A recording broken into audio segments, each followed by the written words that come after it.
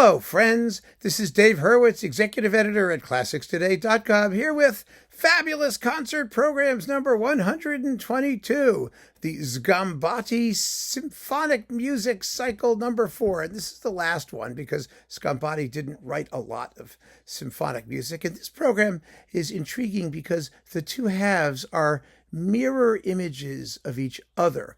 The first half all Italian, the second half more internationalized, but still they are mirror images of each other. So we begin with Rossini, the Variations in C major for clarinet and small orchestra, a lovely concert opener which gives the orchestra's principal clarinetist an opportunity to shine because they're wonderful players. These orchestral musicians, especially wind players, they're amazing, and they don't get a lot of opportunities to do solo gigs. And this concert could actually be designed either for the principal clarinet or for the two major clarinet people in this section, one to do the Rossini, one to do something else we'll get to in a moment. So after the Rossini comes the Sgambati feature, his Symphony No. 2. Now, I happen to think that his Symphony No. 2 is marginally less interesting than No. 1.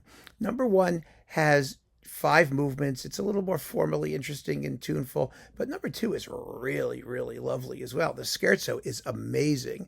The scoring has some extra instruments in it, including, the first has 2 harps as well, but this has 2 harps that really let loose in the scherzo. It's really cool. Really, really cool. Actually, it's all beautiful sailing, smooth sailing, till the finale, which is the case with a lot of romantic symphonies. Now, the finale is kind of a march, and it's a very cheerful one, and it works perfectly well, and there's absolutely nothing wrong with it. It just seems to me that it's not quite on the same level as the other movements, and for that reason, because the work is otherwise so worth hearing, I put it on the first half of the program.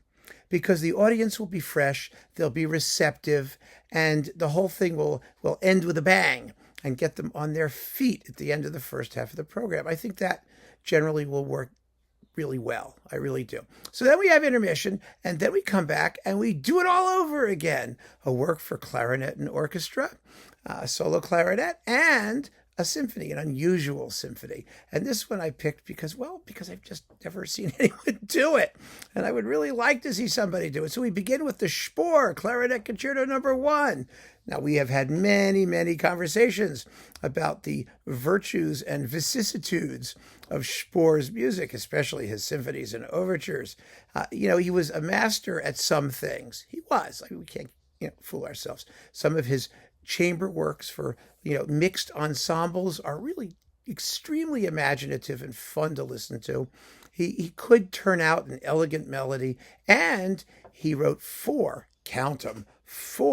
really fine clarinet concertos, which are basic repertoire for clarinetists. And there aren't so many great clarinet concertos that we can afford to sniff at somebody who does such a good job, such an elegant job writing for the instrument and can balance the instrument against the orchestra beautifully and who knows how to orchestrate.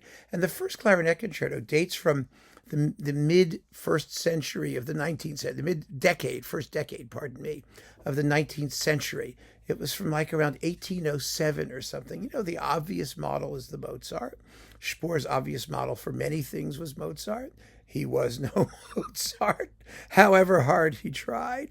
But he had what he considered to be that elevated aesthetic taste. And this is just a charming, delightful, beautiful work. And so that, my friends, is the beginning of Part 2. And after that, something totally different from Sgambati, but just as sort of rare, Arthur Bliss's A Color Symphony. When was the last time you heard that?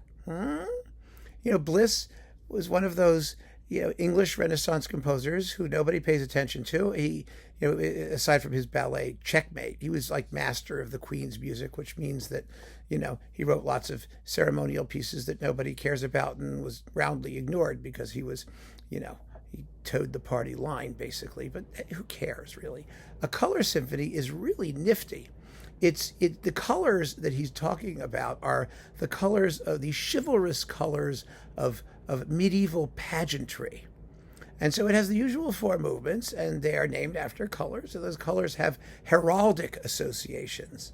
much as, when Holst did the planets have, astrological and other associations. And this is a similar thing to that, where you take the idea of color and you realize it in a really unexpected way. It's a beautiful work, scored for a nice large orchestra, 6 horns. It sounds a lot like Walton in places. Walton in his Belshazzar's Feast mode, that sort of Walton, around the time of the First Symphony. And if you don't know this piece, you really should give it a listen, because you're going to enjoy it. It's just a juicy, neo sort of romantic, beautiful one-off effort by its composer. I mean, he was not known as a symphonist. He was known for his ballets and other works, but symphonies, not. And wow, what a lovely work this is.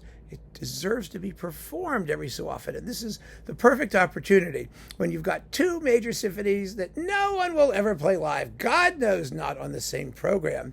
But listen, just hang in there, because after this one, number 122, we're going to do the Pedersen symphonies. And that's going to be very, very interesting. So keep on listening, friends, and stay with me. We've got a long way to go. Take care.